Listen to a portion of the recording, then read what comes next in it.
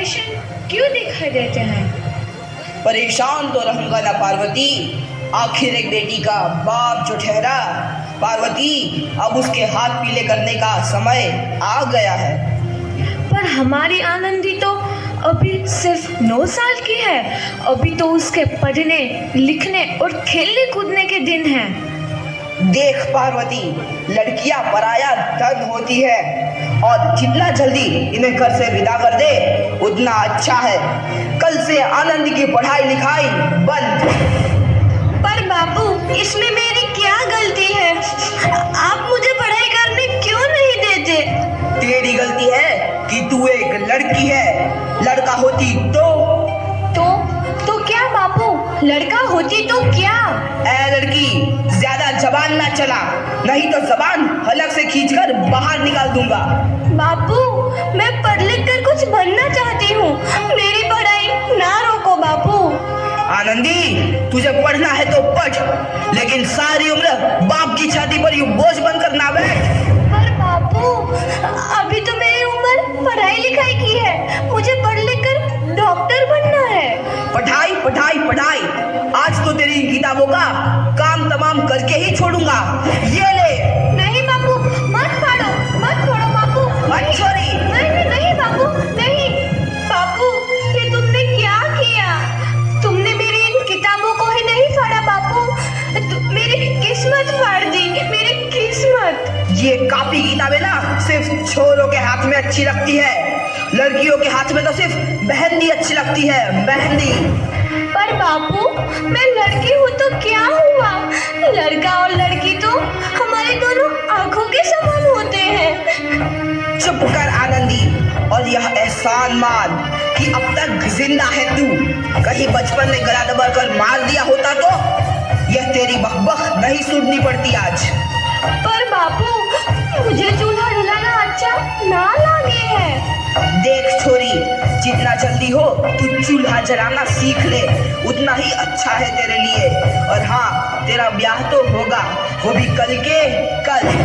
अबला जीवन है तुम्हारी यही कहानी। आंचल में है दूध और आंखों में है पानी। मुझे माफ कर दे बेटी, तेरे बापू के जिद के आगे मेरी एक न चलेगी। माफ कर दे बेटी, मुझे माफ कर दे।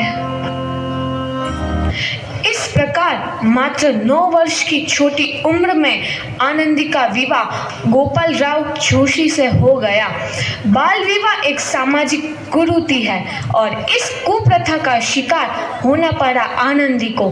5 वर्ष बाद आनंदी 14 साल की हो गई है। उसके घर एक शिशु ने जन्म लिया है। देखते हैं आगे क्या हुआ।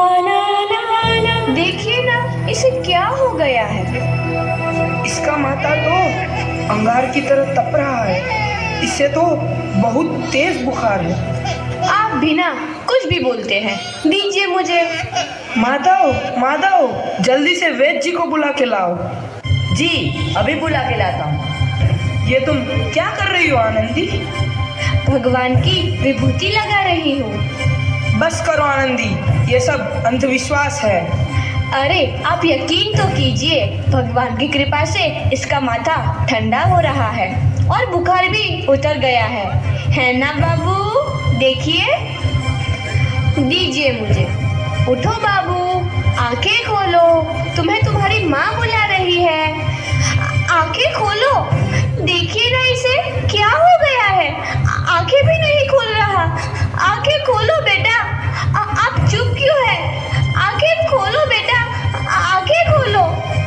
आनंदी, हमारा बेटा कभी आंखें नहीं खोलेगा। नहीं, ऐसा नहीं हो सकता।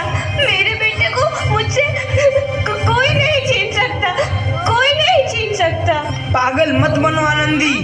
माधव,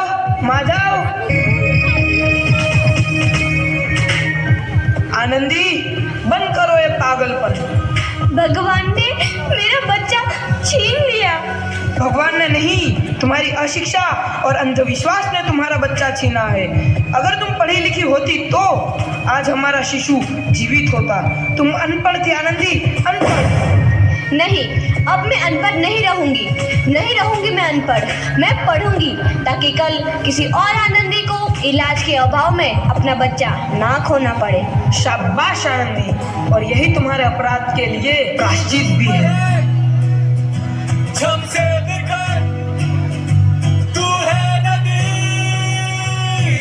आनंदी, तुम्हारी 12वीं का परिणाम आ गया है। तुमने पूरे कॉलेज में प्रथम स्थान अर्जित किया है। आनंदी, तुम्हारी मेहनत रंग लाई है। तुम्हें शिक्षा वृत्ति मिली है। ये लो तुम्हारे अमेरिका जाने की टिकट। मुझे शिक्षा वृत्ति मिल गई, मैं अमेरिका जा रही हूँ। पर ये सब मैं अकेले कैसे कर पाऊंगी? आनंदी, अपने आप को इतना कमजोर क्यों समझ रही हो? फिर इतना पढ़ने लिखने का क्या फायदा? तुम अभी गवार की गवार नहीं हूँ मैं अब गवार।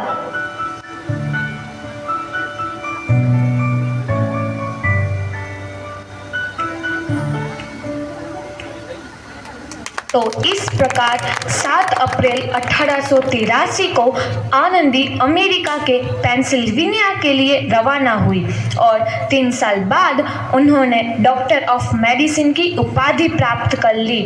इधर आनंदी के पिता की तबीयत बहुत खराब है। आगे क्या होता है देखते हैं।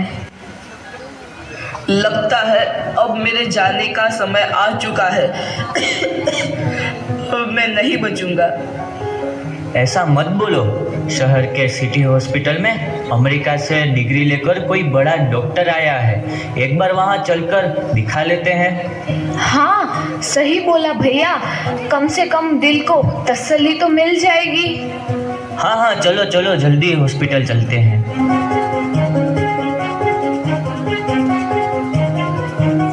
इस मरीज की हालत तो बहुत ही खराब है। कोई चमत्कार ही इसे बचा सकता है। ऐसा मत बोलो भाई। डॉक्टर साहब कब तक आ जाएंगे?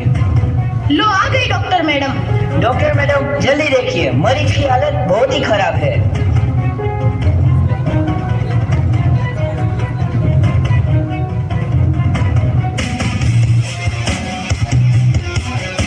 अब आप बिल्कुल ठीक हैं।